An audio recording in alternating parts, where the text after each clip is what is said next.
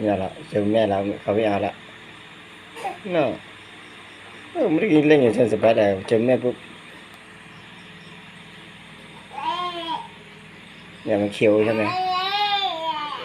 มาเคี้ยวไม่มีรสชาติอะไรมันลมเสีย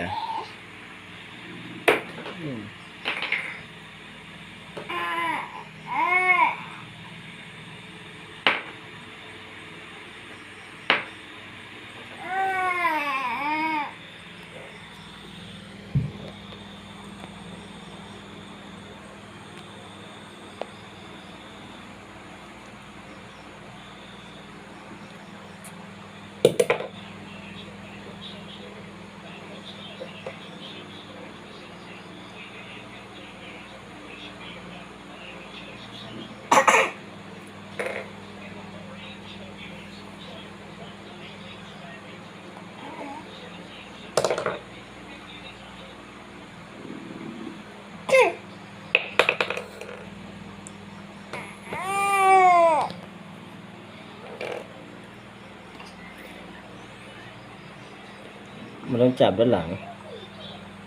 ปล่อยมือเลยถ้าเราจับนี่เด็กก็นั่งไม่ได้นะมันเคี้ยวมันชันเลยไม่มีรสชาติโอเคน่า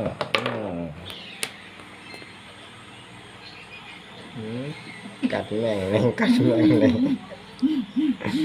อะไร Bir de çay yedi.